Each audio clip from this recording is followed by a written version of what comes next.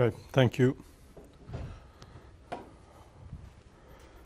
So I'll try to present some results that try to make a bridge between neuroeconomics and genetics. But it's a long bridge.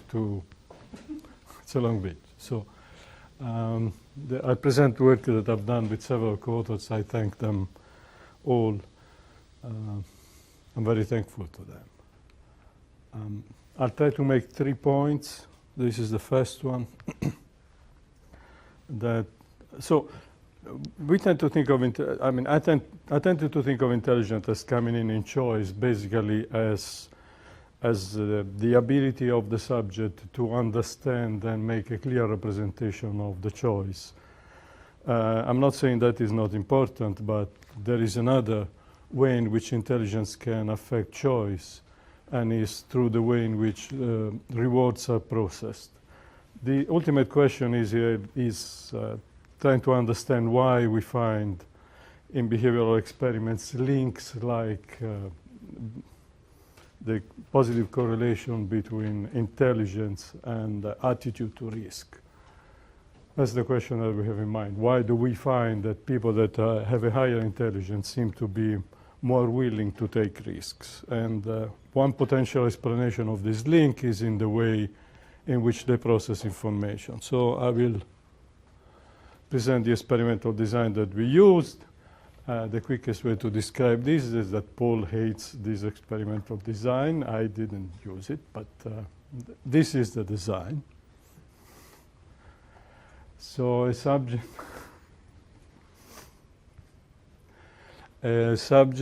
goes through 60 trials. 40 of them are going to be relevant. 20 of them are not going to be relevant.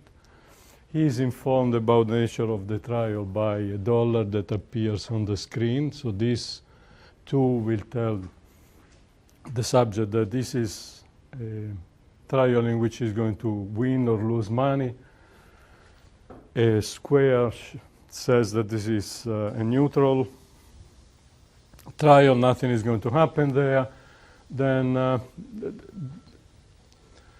trials are going to be win trials or loss trials. The subject doesn't know this. He has to, during this 3 seconds period, choose with the button press whether he thinks that the number that is going to show up here is going to be large in the group 1, 2, 3 or low, or 4, 5, 6.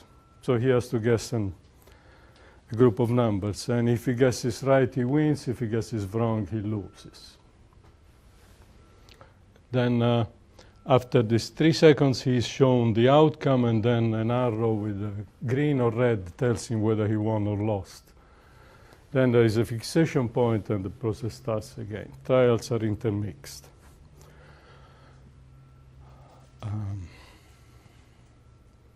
So we know what the brain response is. We know what the brain response in the caudate was. That was the original study. What we want to know is whether the response here, depending on win or lose, is modulated by intelligence. Subjects are very peculiar subjects. These are Yale students, all male, 125 in the original study, then we lost some. So the real study is 94, but it's a large MRI sample. Mean IQ is very high, well, is higher than 100. And we measure the IQ with Wechsler and working back. We focus on the anterior caudate, a reason that is going to be clearer sooner. And so we want to code the response here. This is the anterior part. I put there a larger section of the caudate, so it extends back. Here Y is 13, it extends back, I think, minus 22, minus 23. So it's the anterior part.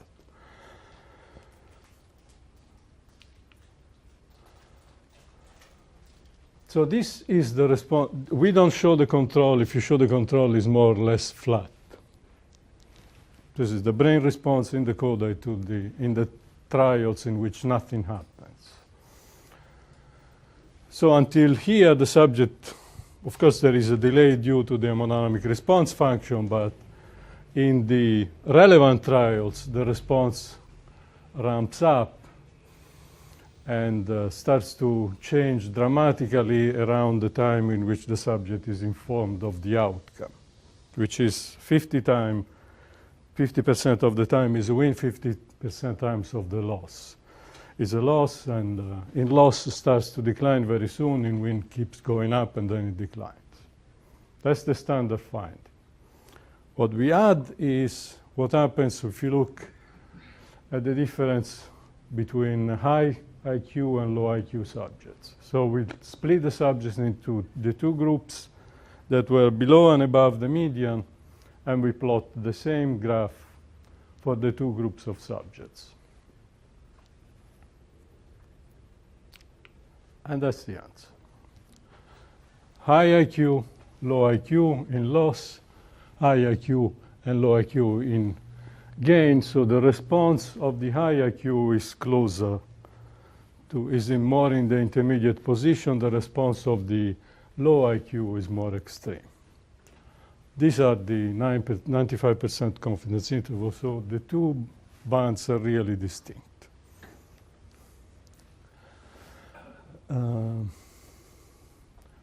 So that's the finding. The response to gains and losses, particularly the response to losses, is modulated by IQ. The reason for this, we have a model that tries to explain this, but I think intuitively makes very good sense. You can formulate the prediction error model that goes with this reward structure. Since the process is basically IID, subjects that have a higher IQ, if you think that they are willing to entertain a larger class of models, will be quicker to understand that there is not much to learn there, so the reward prediction error is going to go down faster for them. So this is the layout that you would expect from the simple assumption that subjects with higher IQ are quicker to learn or more precise to learn, or combination of the two, what is the real structure of rewards that they are facing. So you can give a model that describes this. We control for that. We control for that. Is there a relationship between IQ and loss aversion? There is a relationship that goes the other way between IQ and, but I don't know, loss aversion, attitude to risk. But there is not, they are not facing here a lot. Yes. Should I worry? I mean, it looks like there may be a difference between the high IQ and low IQ groups before. No, so there is not. Here. If you look at it, we did the analysis. You are worried that there is a difference before. This difference is much larger than the difference that you see there.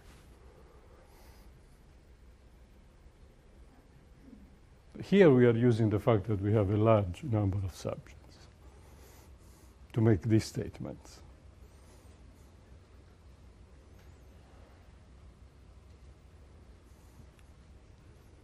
Although there's existing data which says that the suppression of the blood response in response to the losses correlates with an individual's loss aversion. People who show more loss aversion show greater reduction in fold.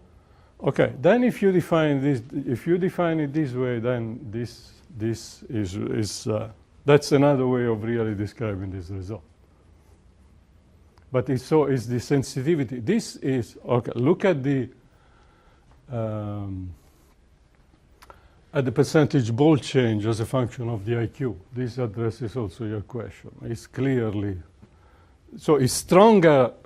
It's positive because it's pushing it up here in losses and gain.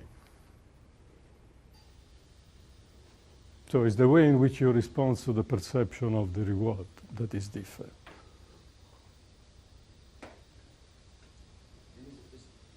Should I understand this graph as showing that there's a persistent difference in response to loss, or that it's a difference in speed at which they reach the same bold response by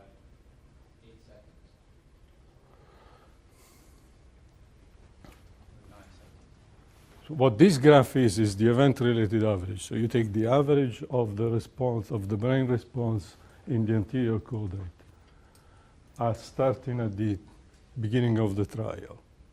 And you take the average over different trials in the two conditions, and then you plot it. But by 9 seconds, they've converged a high and low IQ.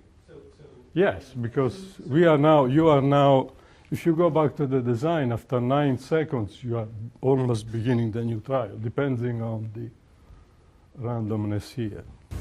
Well, but that's okay. You can plot it out past that because it's an event-related design. You can see how long it takes to get back up to baseline. I think that the critical thing is that the intervals are different, and that implies that the total aggregate number of spikes is different. That, I guess you can say that, yeah. And so, but I mean, there is. For this, Yeah. I mean, people. you know, it's true. I can invert this and see what is the total But you know, firing. So is the next picture actually the area under the curve that you're showing? Or? This? Yeah. No. Well, let's just Now this is the percentage, so this is the standardized coefficient of the loss of the feedback that you get in the loss trials, divided by the baseline of the subject. Percentage version. I'm just thinking, Aldo, I mean, because we think loss aversion also covariates with IQ, that you're not getting particularly good identification here. We know 3 things. We know that the degree of loss aversion correlates with the degree of bold suppression within subject. We know that the degree of loss aversion correlates with IQ. And here you've got that the degree of bold change correlates with IQ in a situation that involves losses. Okay, now I understand. You cannot reduce it entirely towards an initial difference in attitude to. I really don't like loss aversion, so I'm uneasy about that. But because you can do an analysis, this is much harder to do, of what is the evolution over time of the response. And you see that they start more or less at the same, and the differences become bigger later on. And it's really because the subjects understand, even the response time becomes faster. So higher IQ subjects understand very quickly that there is So you're not telling me much to learn. That if you go back one slide, I just want to make sure I understood that. So if you now re-median split this data, Yeah. each one of these curves you median split for the first half and the second half? They would be more similar in the first half than than the in the second second half. half. Okay, that's interesting. So you concur that would identify one explanation versus the other? So is this Subject to Make the sure I fact that said it's, that. now it's a matter of power, right? We have 10. No, so the question is, okay, so the question is, I mean, Aldo and I hate loss aversion for the same reasons. And so now I have a question of what is the stationarity of loss aversion in this task. But because the two of us don't really believe loss aversion is the thing, is a kind. I'm struggling because I don't have a dynamical model of loss aversion, although I believe there probably is one in principle. Okay, now you've got to make sure I have new positions. So do people learn during this task about the structure? Did they get better at it or anything? Or is this just needs to test it? Yeah, so they learn to make an unconditional response because there is nothing to learn. Okay. So subjects try to understand patterns. And what we find from the behavioral analysis is that subjects with lower IQ insist in finding patterns when there is no pattern to be found. People with higher IQ No, actually, so they don't do that. They don't do that. They make it, but you see that although there is a variability of the response, the dependence on the history vanishes. So they tend to play. So they're playing. They match. tend to play the matching techniques, which is really what is being missed. How come you have compare loss aversion but not loss aversion? Why didn't you have examples that were just in the gain scenario? I didn't do that. There's examples of a study, which is, imagine you are trying to see the curvature of the utility function in the striatum. And they sort of work. I mean, the deal is, if you get really extreme curvature, you can see it uppermost, like So if you were trying to say, we have a fairly good identification of the neural curvature, and does it match the behavioral curvature? It doesn't not match, but you don't have as much power as you'd like to have in the typical 20 or 40 study subject. That's why people shifted to discounting studies for this, because you get a lot of curvature discounting. And then that all worked great. But this is a problem with the risk aversion studies, is there's just not enough behavioral curvature given the epsilon on the scale. I agree with him. In fact, the next study with just choice, which I took design, is on the discount.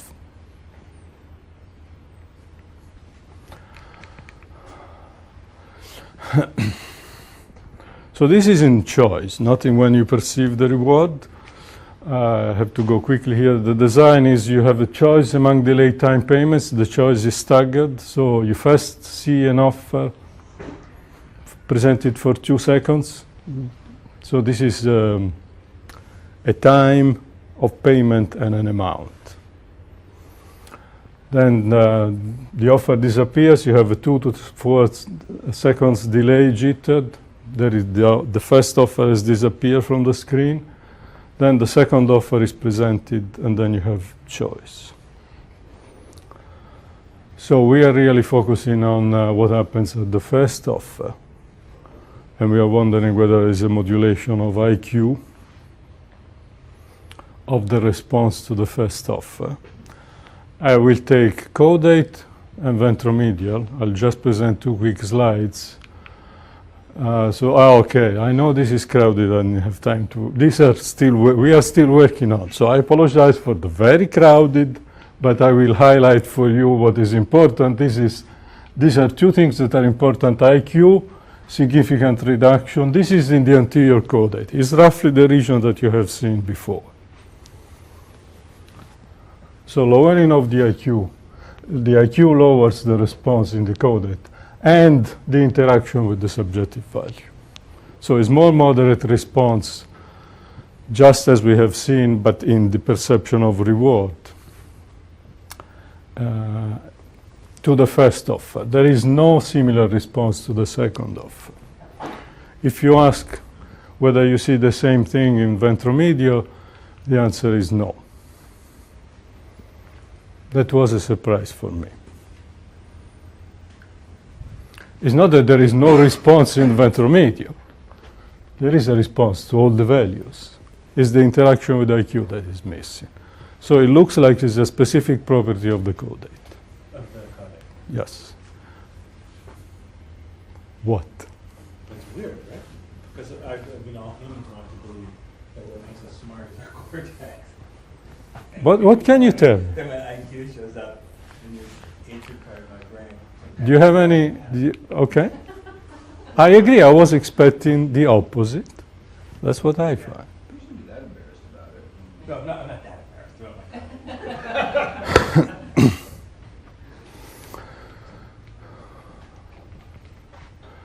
Okay. Third observation I want to make is intelligence is related to caudate volume.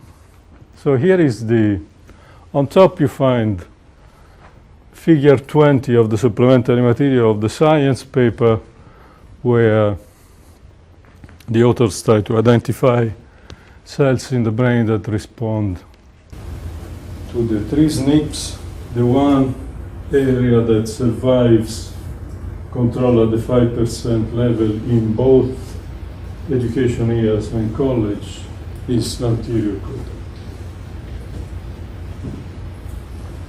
But I'm sorry, you have to unpack that, Aldo. Excuse So me? in Dan's paper, in Dan's and Mateo's paper, this SNP, one of the SNPs predicts. These are the 3 SNPs. All 3 SNPs together. You Yep. put them together and they predict. You can. Can you explain this? So it's not just the 3 SNPs, it's actually, if you take the set of SNPs that are suggestively significant at the, so p less than 10 to the negative fifth, For this figure, yeah. and then you, so it's a little complicated, but there are bioinformatics databases that basically relate the particular SNPs to gene expression profiles. So it's not just the geo SNPs, it's a bunch of them. Okay, so you basically use these 3 SNPs as a vector. Not just the three, this is, you know, 100. The same thing happens though when you look only at the So tree. you use 100 SNPs. I mean, if it's p less than 10 to the negative 5th SNP, so roughly 100. Okay. And so you're sort of projecting out your 3 onto this 100 vector set? No, forget the 3. This is the. This figure is only on those. So this, you need a number. There is a many specific SNPs kind in of- order for this, in order to be able to do this kind of bioinformatics lookup. Okay. So this is using a much less stringent significance threshold to take the SNPs that are most enriched for association with educational attainment, has sufficient numbers that you can do this kind of bioinformatics lookup. And then based on these databases, which are compiled from many existing studies, you can predict the in which tissues you tend to see gene expression.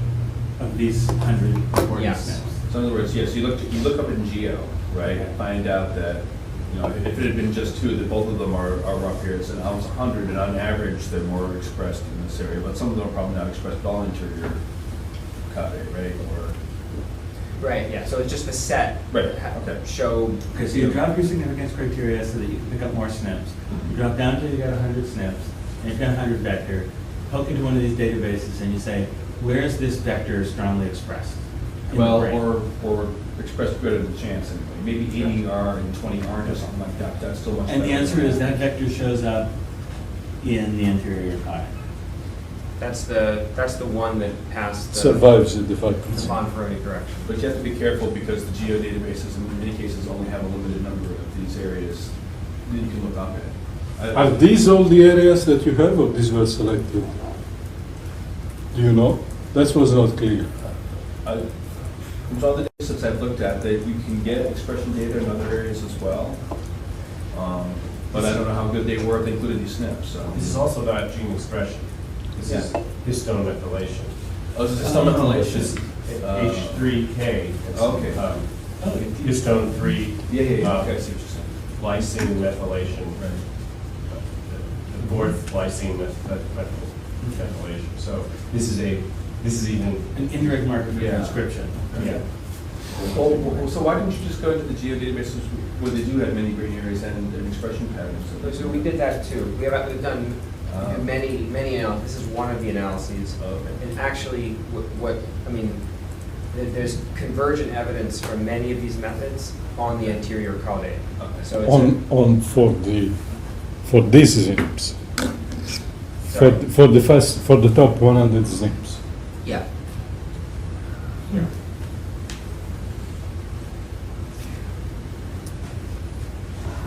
So how confident are you guys that this dropping the significance level to pull out 100 SNPs gives you an identification?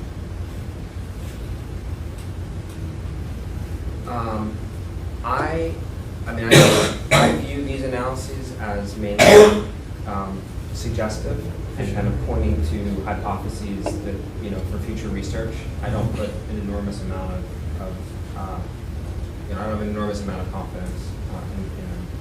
But, we basically did the state-of-the-art thing in bioinformatics, kind of all of the different sorts of analysis people would do.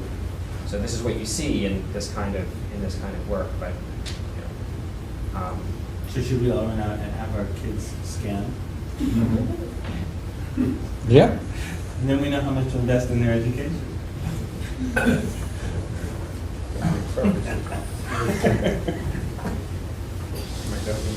Okay, so given this, the two imaging facts and this, someone may ask, okay, we know there's a dominant theory of the neural circuits that are underlying intelligent. I'm not saying these are not important, but the question is, what do we know about the correlation of a very simple measure volume with IQ in the cortex? That's the question.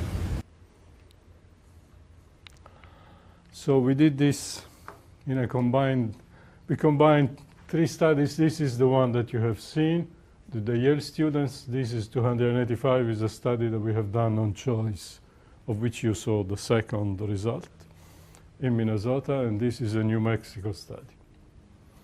Overall, we have about 500 subjects. We only use the structural MRI, the anatomical data. On all, we have information on IQ, full scale, verbal, and performance. And then we wonder what, if any, correlation between IQ and caudate, anterior caudate volume.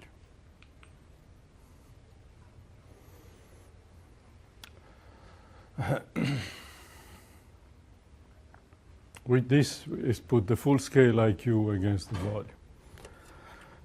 It's significant if you do it on the separate study, significant if you do on the whole study. It's So you get caudate volume measures that are sorry, by a factor of 2. actually this is for the whole caudate, controlling for volume of the brain. Okay, so this is, okay. Wait, this is controlling for volume of the brain? This is controlling for volume. In the regression, we display this, but it's control for total volume. The regression is, or the x-axis is? The x-axis is absolute volume. Yeah. Okay. So, but the regression is on corrected volume. Yeah. So there is a factor 2 variation in the Well, size. just because of the size of the people, right? Yeah. Factor 2 Well, seems like a lot, does. Yeah, well, it does to me, but particularly, This. so the data points that are plotted here, these are uncorrected measures we're plotting here, or are they corrected measures? This is uncorrected. Uncorrected. So the 2 people on the farthest left are 4'7" tall women. And the Much guy on the bigger, far yeah. right is a 7-foot tall guy. If you discover it with height, yes. It is. Okay. But even still, that seems like a lot. I don't know. Is that? Well, so he's the 7-foot tall guy with a big caudate.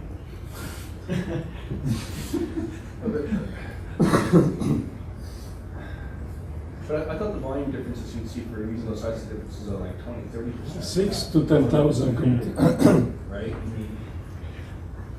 mean, I thought that we were running for like 1,000 and 1,700 cc's, right? So it's 1.7, and if they pick up another 0.3 on IQ, that's 1,000 direct.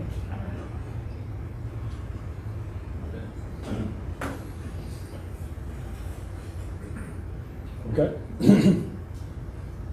But the bulk of it is between 6 and 10, so it's a 1.7. The association is stronger in verbal IQ than in performance IQ. We are studying that. So, conclusion. So there seems to be an association between intelligence, reward processes, and caudate. Ex post, after you experience the reward, ex ante, when you make a choice, and a structural relation between intelligence and the caudate. That's what I have. Well, we always knew that what intelligence really was about a choice, right? What And this is, intelligence? every economist can be happy about this. It turned out that intelligence is actually only about a choice. That's what we had here. They had to make choices. In their behavior, the rest of the behavioral results are in line with what we know. Intelligence is positive, is negatively correlated with the K if you use the hyperbolic model or the discount. So the results are sensible.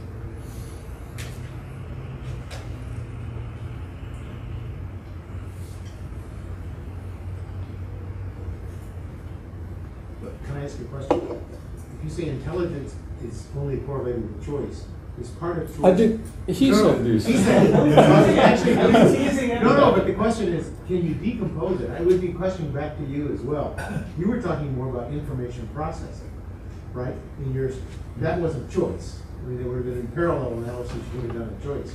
I don't know if there's a minimum entropy model of choice too. There are a couple of candidates. Yeah, okay. But then the question becomes, what do we think of intelligence then as being? I mean, what activities are we? I think. We have an intuitive level, but I'm not quite sure I'm learning.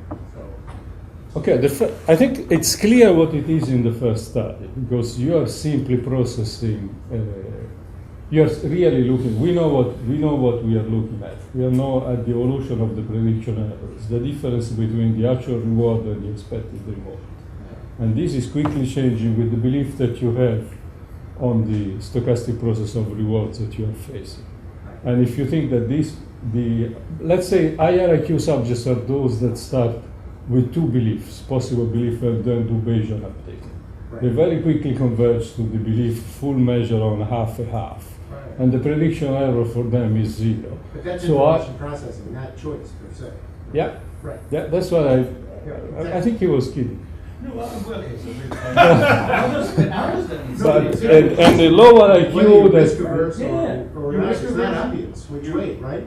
So if you already have full information, you could become very risk averse. I just am missing some links here, but I'm truly an outsider, so I don't want to. Okay, so Aldo's done the biggest study on this, and it's that as IQ goes up, utility curves tend to flat, people get more risk. And, If I got information. I mean, no, wait, okay. No, you are between this empirical fact. Right, that's what we're That giving roughly support. higher IQ people are Right. closer to risk neutrality.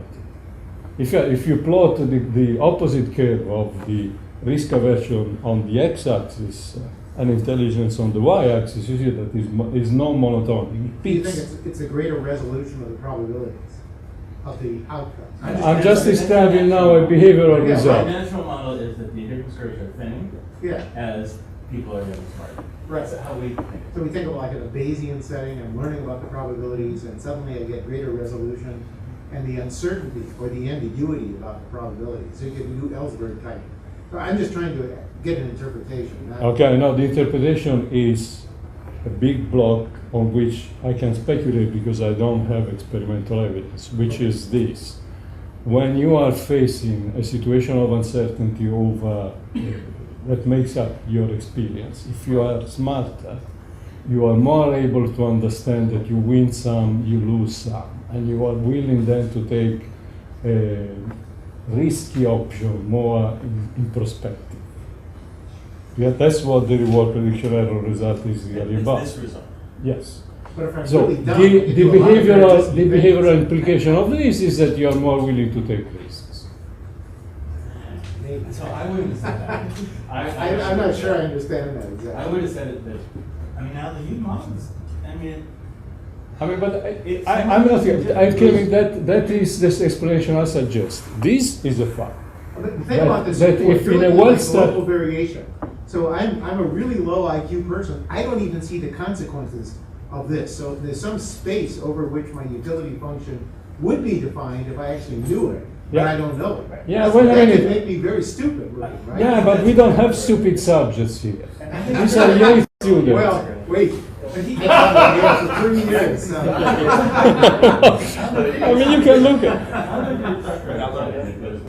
Yeah, right. No, Yeah. I'm just trying to get an interpretation. Hasn't Hire done some, Excuse me. hasn't Hire done some MRI study in which they looked at how different parts of the brain were associated with IQ? I believe there were several regions that looked to be associated, although I think the caudate nucleus was one of them. Yes. Yeah, there is now a meta study that is looking both at structural and functional, and isolating the structure of the brain that responds to both. But it was. And caudate is one of them. I'm not saying caudate is the only No, one. I'm just pointing out, this has been generally looked at, caudate showed up, but there were particular smallish regions that had a lot to do with overall variation in IQ, and that it's been more than one region, that's all. Yes, I think what we focus here on is the link between intelligence and reward processing and reward evaluation. Maybe that. And that is where caudate has important, more important role. So the speculation is a speculation. I'm just laying down the Okay, fact no. that seems to support that.